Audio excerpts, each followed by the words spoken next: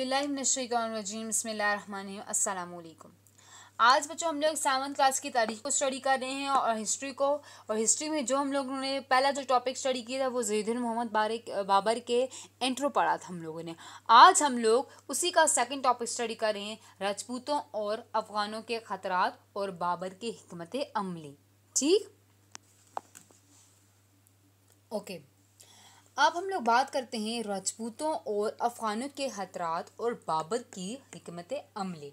ठीक है ना, हम पहले इनको डिस्कस करते हैं और फिर बाबर का बताते हैं। ठीक है, पहला जो हम लोगों ने कहा कि बाबर और राजपूत। ठीक, इसमें ऐसा हुआ बच्चों कि बाबर के हिंदुस्तान पर हमले के वक्त जो है मेवाड़, जब बाबर ने हिंदुस्तान पर हमला किया तो मेवाड़ एक बहुत ज़्यादा ताकतवर रियासत थी। ठीक है ना, मेवाड़ क्या थी? बहुत ज़्यादा ताकतवर रियासत थी, जिसके हुक्मरान कौन थे? जिसके हुक्मरान रांगा सागा की एक ख्वाहिश थी, और उसके हुक्मरान रांगा सागा थे कि उनकी ये ख्वाहिश थी कि मुग़लों की मदद से इब्राहिम लोदी को शिकस्त देना। मुग़लों की मदद से इब्राहिम लोदी को शिकस्त देकर सारे हिंदुस्तान पर वो अपनी हुकूमत कर लें। ठीक है ना, रांगा सागा की ख्वाहिश थी कि हम लोग मुग़ल से हेल्प मांगें कि वो इब्राहिम लोदी को शिकस्त दें और तमाम हिंदुस्तान पर हमला कर लें। ठीक है, ताहम बाबर यहाँ पहुंचकर रांगा सागा के इज़ाम को समझने लगा, उसके बातों को समझने लगा, उसके जितने भी थे उन चीज़ों को अंडरस्टैंड करने लगा। ठीक है ना, जब बाबर वहाँ आया, बाबर ने रांगा सागा की बातों को अंडरस्टैंड करने लगा। ठीक है ना, उसकी जितने भी अज़ाम थे, उसकी जितनी भी सोच वकार थी, उसको समझने लगा। ठीक, इसलिए उसने सोचा कि राजपूत ताकत को कुचलने की कोई ना कोई अमल शुरू हो जाना चाहिए। राजपूत जो रियासत जो है, ताकत जो है, उसको कुचलने की कोई ना कोई तैयारी या अमल शुरू कर लेना चाहिए। ठीक, अब ऐसा हुआ कि 1527 में, यानी कि 1527 में कनवाहा में बाबर का मुकाबला हुआ। ठीक है ना, बाबर का मुकाबला रांगा सागा से हुआ। ठीक, रांगा सागा एक बहुत बड़ी फौज लेकर मुकाबले के लिए निकला। बाबर की फौज राजपूतों की इतनी बड़ी फौज देखकर डर गई। जब बाबर की फौज राजपूतों को देखकर डर गई तो बाबर ने उसके लिए उन्होंने एक वलवला जोश में एक बहुत बड़ी तकरीर की। ठीक, उसमें उन्होंने एक बहुत बड़ी तकरीर की, और जिससे जब बाबर ने देखा कि मेरी फौज अब डर रही है, तो बाबर ने एक वलवला अंदाज में एक तकरीर की, जिससे उनकी फौज के हौसले दोबारा से बुलंद हो गए। ठीक है बच्चों, जिससे उसकी फौज के हौसले दोबारा से बढ़ गए। दोनों फौज के दरमियान जो है ज़बरदस्त मुकाबला हुआ। ठीक है, ज़बरदस्त लड़ाई लगी और रांगा सागा को शिकस्त हुई। ठीक है ना, दोनों फौज के दरमियान एक ज़बरदस्त मुकाबला लगा और रांगा सागा को शिकस्त हो गई, और इस संग में राजपूतों की ताकत को कुचल दिया गया। ठीक, उसको बिल्कुल शिकस्त दे दी गई, राजपूतों की ताकत को शिकस्त। ठीक है ना, इस दोनों अफवाज के दरमियान एक बहुत ज़बरदस्त लड़ाई लगी। ठीक है ना, सही मतलब मुकाबला इनका हुआ, और जिससे रांगा सागा की अफवाज को, रांगा सागा को शिकस्त हुई। ठीक, और जिस राजपूतों की ताकत को कचल दिया गया, उनको मतलब बिल्कुल बहुत बुरी तरीके से उनको हरा दिया गया, और मुग़ल सल्तनत को इस्तेकाम नसीब हुआ, उनको फ़तह नसीब हुई, और मुग़लिया जो सल्तनत यानी कि बाबर की जो हुकूमत थी वो और भी ज़्यादा मजबूत हो गई। बच्चों, आपको मेरी बात की समझ आई कि बाबर और राजपूत का कैसा हुआ कि बाबर के हिंदुस्तान पर हमले की जो मतलब कि हमले के वक्त जो है मेवाड़ जो थी एक बहुत ज़्यादा ताकत रियासत थी। ठीक है, तो इसलिए जिसके जो हुक्मरान उस वक्त रांगा सागा थे। ठीक है, फिर रांगा सागा ने कहा कि हम लोग पहले मतलब उन्होंने एक प्लान बनाया, वो मुग़लों की मदद से जो है इब्राहिम लोदी को शिकस्त देकर सारे हिंदुस्तान पर कब्जा कर देते हैं। लेकिन जब बाबर वहाँ पहुँचा, बाबर ने उनके रांगा सागा के तौर तरीके सोच को देखा, तो उन्होंने क्या किया, उन्होंने मतलब बहुत बड़ी फौज को एक तैयार किया। जब उन्होंने देखा कि बाबर की फ़ौज ने देखा कि राजपूतों की फ़ौज तो बहुत ज़्यादा है, हथियार भी बहुत ज़्यादा हैं, थोड़े से हौसले वाले भी हैं, ताकतवर भी नज़र आ रहे हैं। तो उस वक्त बाबर ने क्या किया कि उस मौके पर उन्होंने एक बहुत बड़ी तकरीर की, उनके हौसलों को दोबारा से बुलंद किया, रांगा सांगा को शिकस्त दी, राजपूतों को बिल्कुल उनकी ताकत को कचल दिया। और आज उस वक्त उन्होंने जो है मुग़ल सल्तनत ने एक बहुत उनको फ़तह नसीब हुई और उन्होंने एक बहुत मजबूत अपनी कौम बना दी, अपनी एक बहुत मजबूत सल्तनत बना दी। ओके, पहले हम लोगों ने स्टडी किया बाबर और राजपूत। अब हम लोग पढ़ेंगे बाबर और अफगान को। ठीक है बच्चों। अब ऐसा था कि राजपूतों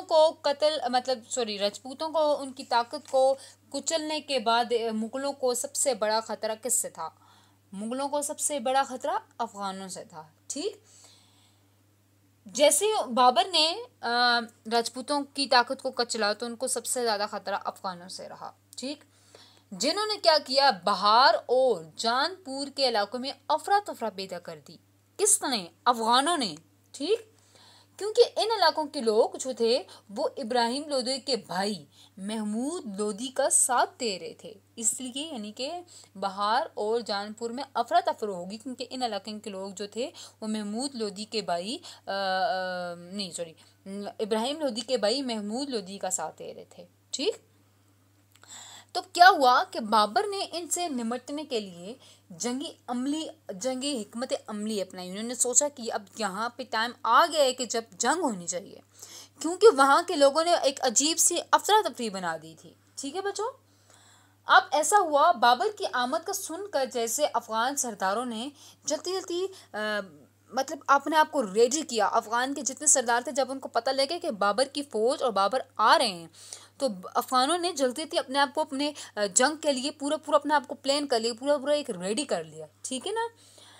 अब महमूद लोदी मायूस होकर बंगाल की तरफ कैसे रवाना हुए? जब इनके दरमियान जंग हुई, बाबर ने इनकी रियासत को भी, इनके इलाकों को भी, वहाँ पर भी इनको शिकस्त दे दी। ठीक है ना। तो महमूद लोदी मायूस होकर बंगाल की तरफ रवाना हो गए। अब बाबर इनके पीछे गए। ठीक है, इनकी फौज जो थी इनके पीछे गई, लेकिन जैसे जो है ये रवाना हुए, बाबर इनके पीछे बंगाल की तरफ रवाना हुए और वहाँ पे घाघरा नामी जगह है, 1529 में घाघरा नामी जगह पे इनकी लड़ाई हुई। ठीक है, और उस जगह पे बाबर ने इनको दोबारा से शिकस्त दी। अफगानों को दोबारा से शिकस्त का सामना करना पड़ा और बाबर को कामयाबी से अफगानों को निजात मिल गई। ठीक है, और इस तरह बाबर ने एक इक़्तिदार दोबारा से अपना कायम करना चाहा। ठीक है ना। 1529 में घाघरा के मुकाम पर उनकी जंग हुई, बाबर ने उनको शिकस्त दी और बाबर की इक़्तिदार दोबारा से कायम हुआ। इस तरह बाबर और राजपूत के दरमियान और अफगान के दरमियान ज़बरदस्त लड़ाई हुई, जिससे उनको शिकस्त नसीब हुई। अब बात करते हैं नसीरुद्दीन मोहम्मद हुमायूं की। ठीक है ना, नसीरुद्दीन मोहम्मद हुमायूं। ठीक, उनके बारे में थोड़ा सा इंट्रो देखते हैं, कहाँ पैदा हुए, ठीक है, क्या क्या उन्होंने किया अपनी लाइफ में, थोड़ा सा माइन्यूट सा इंट्रो देखते हैं उनके बारे में। आइए। हुमायूं जो था वो 6 मार्च 1508 में काबुल में पैदा हुआ। कहाँ पे पैदा हुआ? काबुल में पैदा हुआ। ठीक है ना। उनका ज़्यादा से ज़्यादा जो था वो अपने वालिद के साथ मुल्की मामलात में उन्होंने हाथ भी बटाया। ठीक है, जब मतलब थोड़ा सा बड़े हुए, थोड़ा सा समझदार हुए, तो उन्होंने ज़्यादा से ज़्यादा अपने वालिद के साथ मुल्की हालात में हाथ बटाना शुरू हो गए।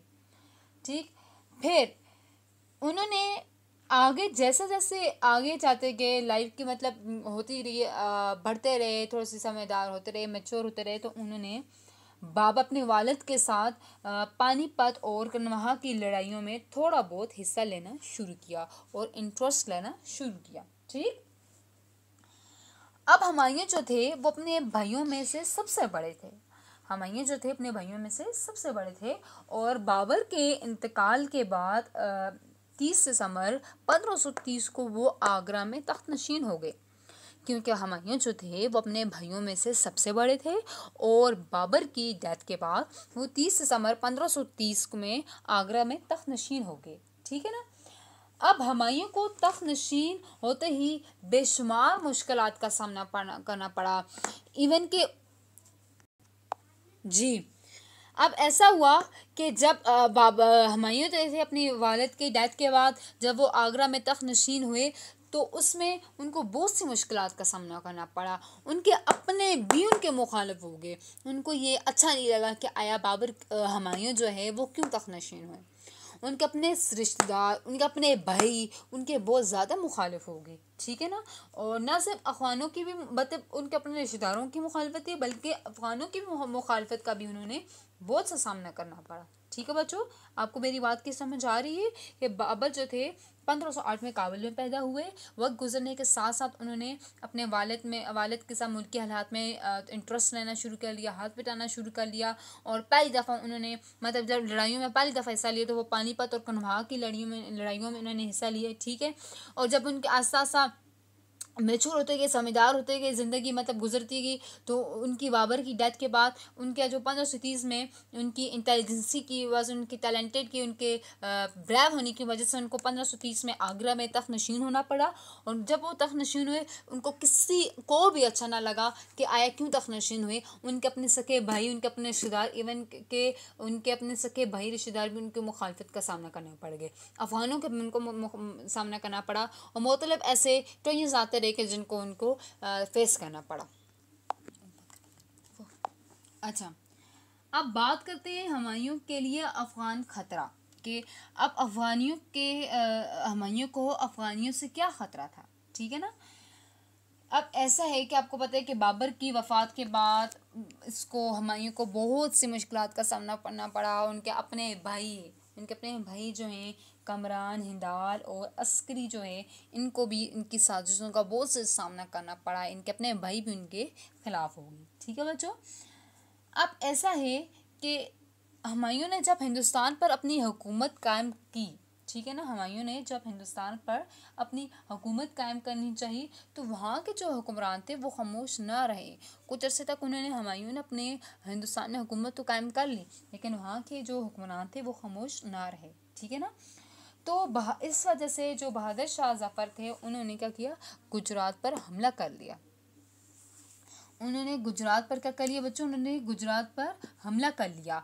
और हमला करने के बाद जो देखा जाए तो जब उन्होंने गुजरात पर हमला किया तो हुमायूं इसके मुकाबले में आया। लेकिन इस दौरान जो थे शेर शाह सूरी जो थे वो हुमायूं के ख़िलाफ़ खड़े हो गए। जब वो हुमायूं के खिलाफ खड़े हो गए, वो उनकी बगावत पर आ गए, तो हुमायूं ने ये सोचा कि वो अपने भाई अस्करी को फ़िलहाल गुजरात सुपुर्द कर दे। और जैसे ही उसने ये जो था गुजरात जो है उनको सुपुर्द कर दिया, तो सुपुर्द करने के बाद वो मशरक़ की तरफ रवाना हो गए। ठीक है बच्चों, बात की समझ आई। अब ऐसा हुआ कि जैसे उन्होंने दिया वो गुजरात उनके सुपुर्द कर दिया, वो मशरक़ की तरफ रवाना हो गए। अब शेर शाह जो सूरी थे वो हुमायूं के खिलाफ खड़े हो गए। ठीक है ना। वो क्या हो गए, वो हुमायूं के खिलाफ खड़े हो गए। ठीक। जब वो हुमायूं के खिलाफ खड़े हुए तो 1539 में चौंसा 1539 में उन्होंने चौंसा और 1540 में कन्नौज के मुकाम पर उन्होंने क्या किया, किसको शिकस्त दी, उन्होंने हुमायूं को शिकस्त दी थी। और हुमायूं जो है उन शिकस्त खाने के बाद वो ईरान में उन्होंने पनाह लेने में, वहाँ पे रहने में मजबूर हो गए। ठीक है ना। 1539 में चौंसा के मुकाम पर और 1540 में कन्नौज के मुकाम पर उन्होंने हुमायूं को शिकस्त दी। और हुमायूं जो हैं वो आराम के साथ ईरान की तरफ रवाना हो गए। वहाँ पे मजबूरी वो रहने लगे। ठीक है ना। अब जैसे जैसे टाइम गुजरता गया, ठीक, टाइम गुजरता गया तो 1555 में नहीं, जैसे जैसे टाइम गुजरता गया तो सूरी ख़ानदान को, यानी कि शेर शाह सूरी को ज़वाल होने लग गया। जब हुमायूं को ये पता लगा कि आया शेर शाह सूरी के ख़ानदान को ज़वाल होना शुरू हो गया है, ठीक है, शेर शाह सूरी का ख़ानदान ज़वाल में है, तो क्या किया हुमायूं ने एक दोबारा से फिर अपनी हुकूमत कायम करनी चाहिए। ठीक है ना। हुमायूं ने दोबारा से फिर अपनी हुकूमत कायम करना चाहिए। बच्चों, आपको मेरी बात समझ आ रही है। हुमायूं ने दोबारा से अपनी हुकूमत करना चाहिए। और दोबारा 15 साल जलावतनी के बाद भी हुमायूं ने दोबारा अपनी हुकूमत कायम की। और वो दिल्ली पर हुमायूं ने अपनी हुकूमत कायम करने के बाद वहाँ पे कब्ज़ा भी कर लिया। ठीक है ना। वहाँ पे काबज़ भी रहेगी वो। जब उनको पता लगा कि शेरशाह सूरी का ख़ानदान इस वक्त ज़वाल में है, तो इन्होंने इस 15 साल के बाद दोबारा से दिल्ली पर हुमायूं ने हुकूमत करना स्टार्ट कर ली। आपको अच्छा समझ आई बच्चों। अब हुमायूं की डेथ कैसे हुई कि चंद महीनों के बाद 1556 में वो कुतुब खाना में थे, कुतुब खाना की सीढ़ियों से वो फिसले और उनकी डेथ होगी, ठीक है ना। कुछ अरसे बाद उनकी सीढ़ियों से मतलब सीढ़ियों से फिसलने के बाद उनकी वफ़ात होगी, ठीक है। अब उस दौर में सबसे जो ज़्यादा मतलब तरक्की हासिल की हुमायूं के दौर में, वो फ़ारसी और अदब ने बहुत ज़्यादा तरक्की हासिल की। आपको मेरी बात समझ आई? ये थोड़ा सा इंट्रोडक्शन और थोड़ा सा हुमायूं के बारे में था। और आपको अब इम्पॉर्टेंट इन्फॉर्मेशन देने जा रही हूँ कि वो ये है कि बाबर की मौत का किस्सा कुछ यूँ है बच्चों कि इसका जो बेटा हुमायूं जब बीमार हो गया, ठीक है ना, बाबर का बेटा जब हुमायूं जब बीमार पड़ गया, जब तबीब बहुत इलाज करने के बाद नाकाम हो गए, बहुत ज़्यादा इलाज करने के बाद नाकाम हो गए, तो बाबर ने इसकी चरपाई के इर्द गिर्द चक्कर लगाना शुरू कर दिया। बाबर ने इसकी हुमायूं की चरपाई के इर्द गिर्द चक्कर लगाना शुरू। बाबर ने जब उसका बेटा बीमार हुआ, तबीब बहुत ज़्यादा नाकाम हो गए उसका इलाज करने में, तो बाबर ने क्या किया, हुमायूं के इर्द गिर्द जो है उसकी चरपाई के इर्द गिर्द जो है उस चक्कर लगाना शुरू कर दिया, ठीक है। चक्कर लगाते लगाते अल्लाह से दुआ मांगता है कि अल्लाह जी इसकी ज़िंदगी जो है हुमायूं को दे दे, मेरी ज़िंदगी, ताकि ये सेहत अता उसको हो जाए, ये हुमायूं को सेहत अता कर दे, मेरी ज़िंदगी हुमायूं को दे दे। और इस दौरान क्या हुआ, बाबर बीमार पड़ गए और हुमायूं से याब हो गए और 26 दिसंबर को 1520 को बाबर की डेथ हो गई इस दौरान, ठीक है। समझ आई कि बाबर ने जब एक हुमायूं के चरपाई के चक्कर लगाया और उन्होंने दुआ की कि मेरी ज़िंदगी हुमायूं को अता कर दे और हुमायूं को सेहतयाब भी अता कर दे, सेहत अता कर दे।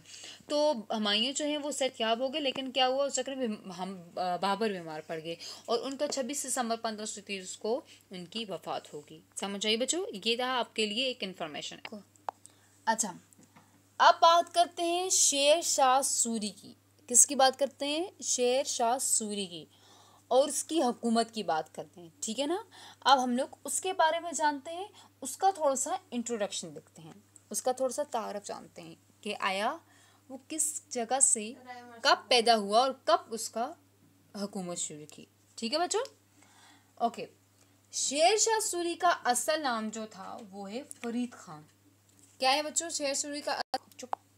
अच्छा, शेर शाह सूरी का असल नाम फरीद खान है। क्या है बच्चों? शेर शाह सूरी का असल नाम क्या था? फरीद खान था, ठीक है ना। वो 1486 में सूबा बहार सहसराम में पैदा हुए। शेर शाह सूरी का असल नाम फरीद खान था, वो 1486 में सूबा बहार सहसराम में पैदा हुए, ठीक है ना। इसके बाप जो थे, वालिद जो थे, इनके बाप हसन खान थे, वो सूबा बहार सहसराम के जगीरदार थे। शेर शाह सूरी के वालिद जो थे सूबा बहार सहसराम के जगीरदार थे, ठीक है ना। अब इन्होंने बहुत सी मेहनत हासिल करके जैसे जैसे वो बढ़ते गए, लाइफ में आगे चलते गए, तो उन्होंने मेहनत करके अबूरी तौर पर अरबी और फ़ारसी ज़ुबानों में अबूर हासिल करने की कोशिश की, ठीक है ना। और जैसे उन्होंने अरबी और फ़ारसी ज़ुबान में अबूर हासिल करने की कोशिश की और हाकिम बहार के साथ मुलाजमत भी इख्तियार कर ली। Got it? अब एक वक्त ऐसा आया कि हाकिम बहार के साथ एक दफ़ा वो शिकार करने गए। शिकार करने के मौके पर उन्होंने एक तन्हा अलग से बैठे हुए शेर को मारकर जब वो वापस आए हिंदुस्तान, तो उन्होंने शेर खान का लक़ब हासिल कर लिया। लक़ब शेर खान का कैसे हासिल किया कि जब वो हाकिम बहार के साथ या हाकिम खान के साथ जब वो शिकार पे गए, तो वापस आने के उसमें हिंदुस्तान पर उनको हिंदुस्तान वालों ने शेर खान का लक़ब दे दिया। आपको मेरी बात समझ आई बच्चों? अच्छा, अब तालीम हासिल करने के बाद इसने मुख्तलिफ जागीरदारों में मुख्तलिफ बादशाह बाबर के साथ मुलाजमत की, ठीक है ना। तालीम हासिल करने के बाद इसने मुख्तलिफ जागीरदारों और मुग़ल बादशाहों बाबर के साथ मुलाजमत भी की, ठीक। अब शेर शाह सूरी जो थे वो बहुत ज़्यादा ज़हीन थे, इंटेलिजेंट थे, ओबीडियंट थे, रिस्पेक्टिव थे और साथ साथ वाइज भी थे, होशियार भी थे, अक्लमंद भी थे, ठीक है। इन्होंने क्या किया, मुगलत की मुलाजमत में रहकर तमाम कमज़ोरियाँ मुगलों की हासिल की उन्होंने जांचा, उन्होंने अंडरस्टैंड किया कि आया उनके साथ रह रह के मुलाजमत कर कर के उन्होंने मुग़लों की बहुत सी कमज़ोरियों को अंडरस्टैंड किया, एनालाइज किया कि मुग़लों में आखिर कौन कौन सी कमज़ोरियाँ हैं। ठीक है ना। फिर यही वजह है कि हुमायूं के खिलाफ, ठीक है, यही वजह थी कि हुमायूं के खिलाफ शेर खान ने एक हिकमत अमली अपनाई और उसमें उनकी कामयाबी भी अता की। ठीक है ना। अल्लाह ने उनको उसमें कामयाबी भी अता की। यही वजह थी जब वो मुग़लों के साथ रहते थे तो उन्होंने कामयाबियाँ भी हासिल की जब उन्होंने हुमायूं के खिलाफ शेर खान ने हिकमत अमली अपनाई और कामयाब साबित हुए। ठीक है ना। अब ऐसा हुआ कि यके बाद दीगर चौंसा और कनूज की जंग में इन्होंने शिकस्त देकर आगरा और दिल्ली पर भी कब्जा करने की कोशिश की और उस कब्जा में वो कामयाब भी हो गए। ठीक है ना। इस कब्जे में क्या हुआ, वो कामयाब भी हो गए। अब वो हिंदुस्तान के बादशाह बने। ठीक है, हिंदुस्तान के बादशाह बने। हिंदुस्तान के बादशाह बनने के बाद, दिल्ली हासिल के बाद करने के बाद इसने सिर्फ 5 साल जो है हुकूमत की। ठीक है, बादशाह बनने के बाद उन्होंने क्या किया, इसे 5 साल हुकूमत की और बहुत कम अरसे तक इन्होंने हुकूमत की और इस कलील अरसे में इन्होंने बहुत सी फतूहात की तरफ तवज्जो भी की। बहुत सी फतूहात इन्होंने सामने लाई और बहुत सी फतूहात की तरफ इन्होंने तवज्जो हासिल की। ये थोड़ा बहुत इंट्रोडक्शन था बच्चों, आगे भी पढ़ते हैं आप। ओके,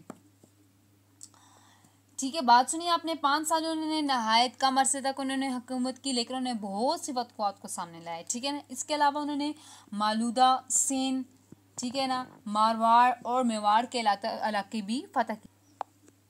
अच्छा, इसके अलावा उन्हें मालवा, सिंध, मारवाड़ और मेवाड़ के इलाके भी बहुत से फतह की। ठीक है ना। जो बगावतें हो रही थी उनको सख्ती से कुचल दिया और तमाम जगहों में कामयाबी हासिल कर ली। मेरी बात समझ आ रही है। उन्होंने बहुत से इलाकों में फतह हासिल की और जो जो उनके खिलाफ बगावतें करने के लिए खड़ा था उनको सख्ती से कुचल दिया। ठीक है ना। और बहुत सी जगहों में उन्होंने कामयाबी हासिल कर ली। अब कलंजर जो के राजा करत सिंह ने शेर शाह सूरी की इताअत हासिल नहीं की। उन्हें ये अच्छा नहीं लग रहा था कि आया शेर शाह सूरी क्यों बादशाह बन रहे हैं, हम उनकी क्यों इताअत करें, हम उनका क्यों माने। आएगे उनके हर एक जो हुकूमत पे एक नया तजवीज़ वो देते हैं, हम उनको क्यों अख्तियार करें। तो करत सिंह ने इनकी इताअत हासिल करने से इनकार कर दिया, उनकी बगावत के लिए खड़े हो गए। ठीक है ना। लिहाजा शेर शाह सूरी ने कलंजर पर हमला आवर हुआ। ठीक है, जगह का नाम है।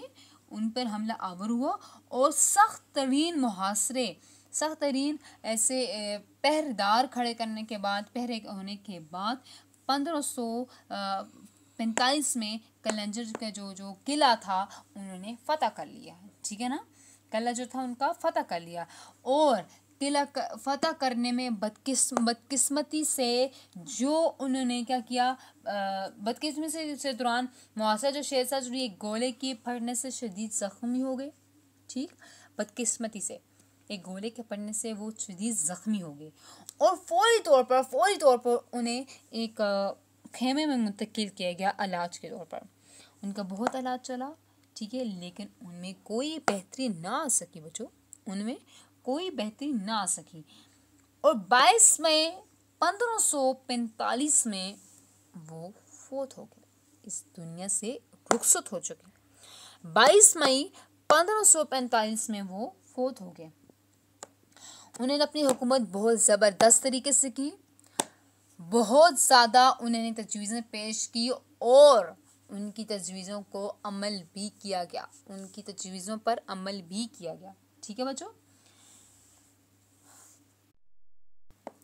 अब नेक्स्ट टॉपिक की बात का मतलब टॉपिक तो नहीं है, शेर शाह सूरी की खिदमात को देखते हैं। उन्होंने क्या क्या खिदमात की हमारे मतलब अपने हुक्मरानी के दौरान। इंतज़ामी ढांचे, ज़राए मवासिलात और फलाही इदारों को मजबूत बनाने में सूरी ख़ानदान की खिदमात, ये हमारा हेडिंग है। ठीक है, ये हमारी हेडिंग है।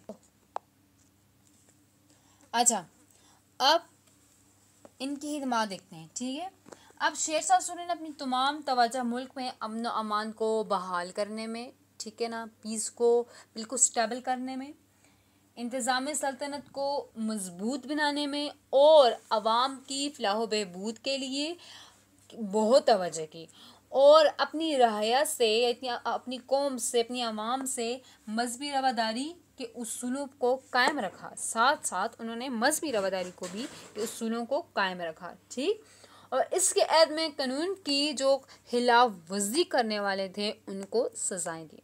ठीक है ना, अमन व अमान को कायम किया, कानून की खिलाफ वर्जी करने वालों को सजाएं अता की। ठीक है ना, सजाएं दी जाती थी। अब शेरशाह सूरी ने अपनी सल्तनत को परगनों यानी कि इंतज़ामी हिस्सों में तकसीम किया गया। इंतज़ामी हिस्सों को तकसीम करने के बाद उनके तमाम जो मुकदमात के फ़ैसले थे, ठीक है ना, करने में अमन व अमान कायम रखने के लिए मुख्तलिफ जगहों पर उनकी कई हिस्सों पर अफसरान कायम किए। ठीक है ना, उनके कई हिस्सों पर अफसरान। अच्छा, अब बच्चों हम लोग वन बाय वन इनकी इस्लाहात को स्टडी करते हैं शेरशाह सूरी की। सबसे पहले हम लोग डिस्कस करते हैं माली इस्लाहात को, फिर ज़राए रस्ल व वसाइल को, फौजी इस्लाहात को, अदल व इंसाफ को, और आप वन बाय वन हम लोग शेरशाह सूरी की इस्लाहात को स्टडी करते हैं। सबसे पहले हम लोग माली इस्लाहात को स्टडी करेंगे, दैन फौजी इस्लाहात को, फिर अदल व इंसाफ को, फिर ज़राए रस्ल व वसाइल को, फिर रफ़ाए आमा को, दैन लास्ट हम लोग शेरशाह सूरी के जानशीन और उनके जवाल की बात करेंगे। ठीक है ना, माली इस्लाहात में अगर हम लोग बात करें तो शेरशाह सूरी अपने वालिद की जगीर का इंतज़ाम चलाने में उनको बहुत ज़्यादा तजुर्बा हासिल था, उन्हें बहुत ज़्यादा एक्सपीरियंस था। इसने इस सल्तनत की तमाम काबिल कासिमीनों की पैमाइश करवाई। ठीक है, और दैन पैदावार का 1/4 हिस्सा मालिया मुकर्रर किया। मालिया समझते हैं। ठीक है, फिर ये बात कशकारों की मर्जी पर मुनहसर थी। वो मालिया नगद अता करते और जिनकी सूरत में खुशहाली के दौरान किसानों को इमदाद दी जा सकती है, और लगान भी माफ़ करवा दी गया। शेरशाह सूरी एक जागीरदार थे। ठीक है ना, उन्हें काबिल काश ज़मीनों की पैमाइश करवाई और 1/4 हिस्सा मालिया मुकर्रर किया, फिर किसानों का लगान भी माफ़ किया और खुशहाली के दौरान किसानों की मदद भी की। नेक्स्ट बात करते हैं फौजी इस्लाहात की। अब फौजी इस्लाहात में क्या हुआ कि शेरशाह सूरी ने फौजी इस्लाहात में देखा जाए तो शेरशाह सूरी ने अलाउद्दीन खलजी के फौजी निज़ाम को इस्लाहात के साथ अपनाया।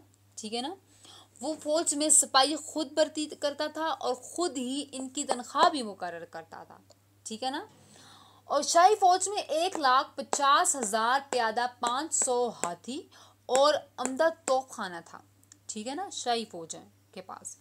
और शेरशाह सूरी ने अपनी सल्तनत के अहम मकामात पर बहुत से किले भी बनाए। ठीक है, इसने फौज में सिपाहियों का हुलिया दर्ज करने किया और सरकारी घोड़ों पर शनाख्ती कार्ड यानी शनाख्ती निशान लगाने का तरीका भी रंज किया।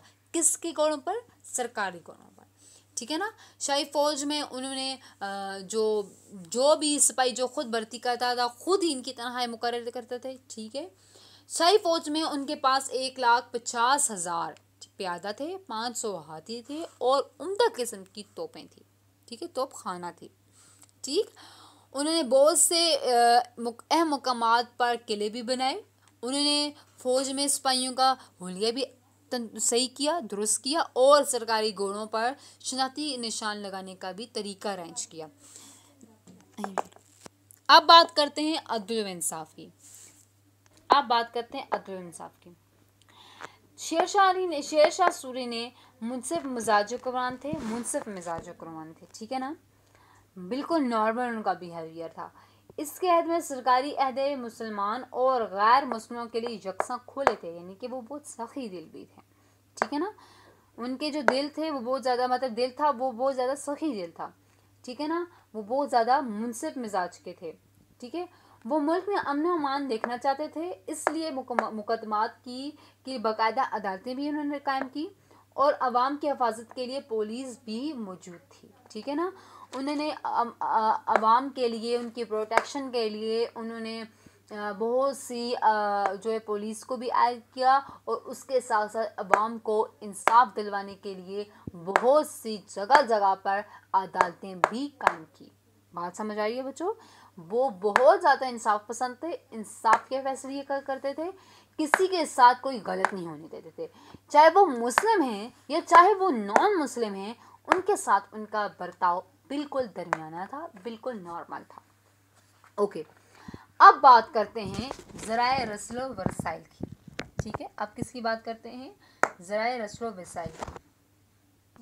ओके, अब बात करते हैं ज़राए रस्ल व वसाइल की।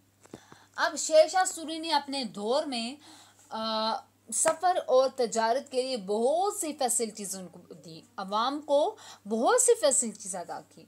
उन्होंने बड़ी बड़ी सड़कें बनवाई, ठीक है ना। इसमें सबसे सड़क अगर देखा जाए सबसे बड़ी जो सड़क है देखा जाए तो बंगाल से लेकर पेशावर तक जाती है।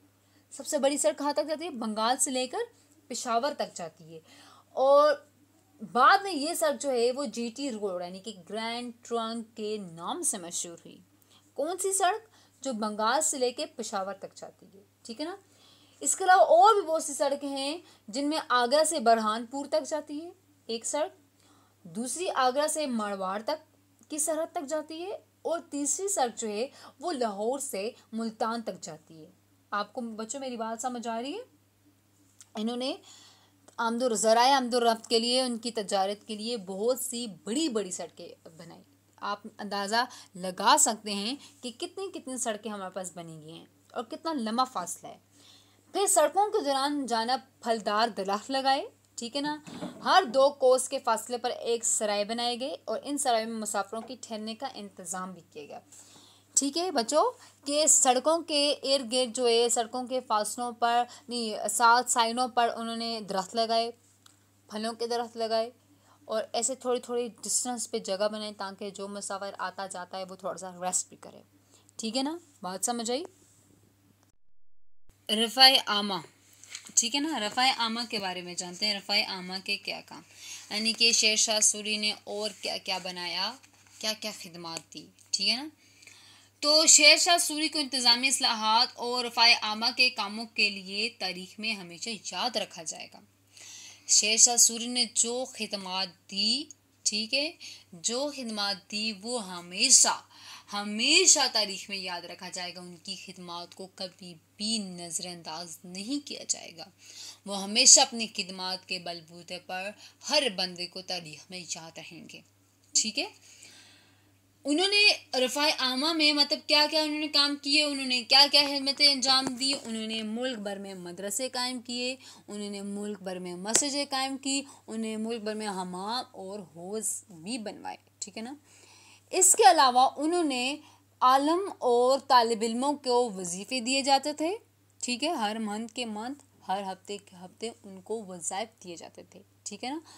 गरीबों के लिए और अपाहजों के लिए, जो मतलब अपाहज जो होते हैं उनके लिए सरकारी लंगर खाना बनवाए जहाँ से उन्हें मुफ्त खुराक मुहैया होती थी। किसके लिए? जो लोग गरीब थे, जो लोग अपाहज थे, जो काम के काबिल नहीं थे, उनके लिए मुफ्त सरकारी खाना खाने के लिए बनाया, ठीक है, लंगर खाना बनाया जहाँ से उन्हें मुफ्त खुराक मुहैया की जाती थी।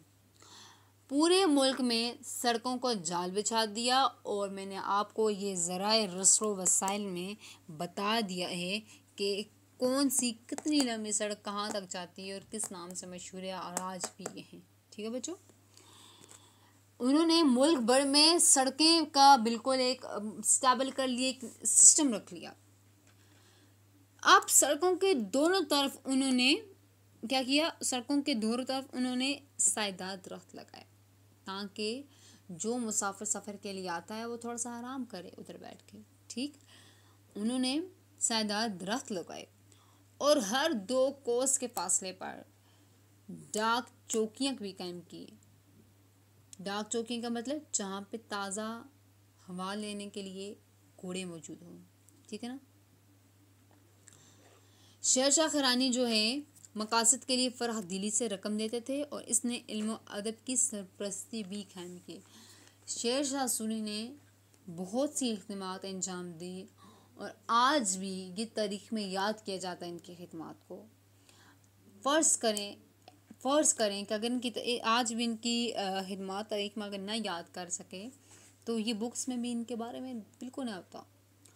आज भी इनको तारीख़ में इनकी खिदमात को बहुत अदब से, बहुत एहतराम से याद किया जाता है, क्योंकि शेर शाह सूरी ने अपनी आवाम के लिए, अपनी राया के लिए बहुत सी खिदमात अंजाम दी। आपको मेरी बात समझ आ रही है? अब बात करते हैं शेर शाह सूरी की जानशीन और इनके ज़वाल की बात करते हैं। ठीक है, अच्छा, अब बात करते हैं शेर शाह सूरी की जानशीन और उनके ज़वाल की। क्या ज़वाल आया था उन पर, उनको तख्त नशीन और किसको किया गया, और शेर शाह सूरी कब उनकी हुकूमत ख़त्म हो गई। शेर शाह सूरी का इंतकाल 1545 में उनका इंतकाल हो गया। ठीक है ना। इसके वफ़ात के बाद उनका बेटा इस्लाम शाह तख्त नशीन हो गया। शेर शाह सूरी की डेथ के बाद कौन आया, उनका बेटा इस्लाम शाह तख्त नशीन हो गए। ठीक, वो भी अपने बाप की तरह अक्लमंद थे और देर अंदेश, दौर अंदेश। ठीक है, दौर अंदेश यानी कि बहुत ज़्यादा सखी दिल थे।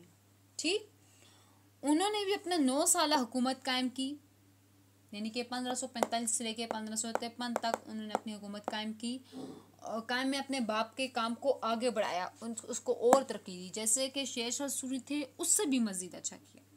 ठीक, उन्होंने और इम्प्रूवमेंट्स लाई, उनकी और खिदमात इस मुल्क के लिए रही, उस मुल्क के लिए रही। ठीक, देन इस्लाम शाह की मौत के बाद सूरी ख़ानदान के एक सरदार आदिल शाह तख्त नशीन हो गए। शेर शाह सूरी के इंतकाल के बाद तख्त नशीन होने वाले उनके बेटे इस्लाम शाह थे।